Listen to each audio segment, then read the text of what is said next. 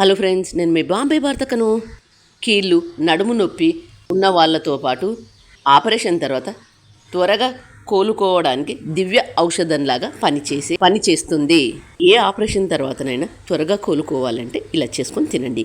Gas on చేసుకొని బాండీ పెట్టుకొని ఇందులో పావు కప్పు పల్లీలు వేసుకొని వీటిని సన్నటి మంట మీద బాగా వేయించుకున్న వీటిని ప్లేట్లోకి తీసుకోండి. అదే బండిలో 1/2 టేబుల్ స్పూన్ నూనె వేసుకొని 4-5 ఎండుమిర్చి వేసుకొని వీటిని వేయించుకున్న ఎండుమిర్చిని ప్లేట్లోకి తీసుకోండి. కట్ట మునగాకు తీసుకొని శుభ్రంగా వాష్ చేసుకున్న మునగాకును సన్నగా కట్ చేసుకొని పక్కన పెట్టండి. మిక్సీ జార్ తీసుకొని ఇందులో ముందుగా మనం వేయించుకున్న ఎండుమిర్చిని వేసుకొని ఉప్పు, 4-5 వెల్లుల్లి, చల్లారిన పల్లీలను వేసుకొని వీటిని కోర్సుగా మిక్సీ చేసుకోండి. మెత్తని పొడిలా చేసుకోవద్దు. మనం తినేటప్పుడు పంటి కింద తగులుతూ ఉంటే బాగుంటుంది. మళ్ళీ గ్యాస్ ఆన్ చేసుకొని 2 టేబుల్ స్పూన్ల ఆయిల్ వేసుకొని ఆయిల్ వేడైన తర్వాత తాలింపు గింజలు వేసుకొని మీడియం సైజులో ఉండే ఉల్లిగడ్డ పొడుగా కట్ చేసుకొని వేసుకోండి.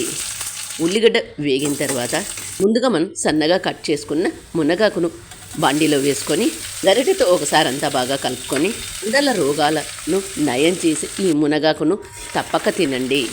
1/2 టేబుల్ స్పూన్ పసుపు మూసుకొని సన్నటి మంట మీద మగ్గించుకోండి.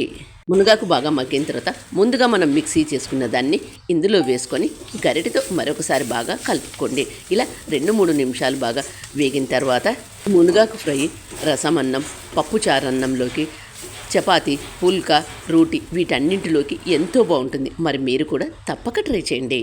2-3 నిమిషాల తర్వాత బాగా మగ్గిన తర్వాత గ్యాస్ ఆఫ్ చేసుకోండి. మీరు కూడా తప్పక ట్రై చేయండి మునగాకు ఫ్రై. మరి మీకు ఎలా వచ్చిందనేది కామెంట్ రూపంలో తెలియజేయండి. వీడియో నచ్చినట్లయితే ఒక లైక్ ఇవ్వండి. మీ ఫ్రెండ్స్కు, రిలేటివ్స్కి అయితే షేర్ చేయండి. మీరైతే ఒక చిన్న లైక్ ఇవ్వండి. మీరు ఇచ్చే లైక్ నాకు ప్రోత్సాహాన్ని ఇస్తుంది. Thank you for watching.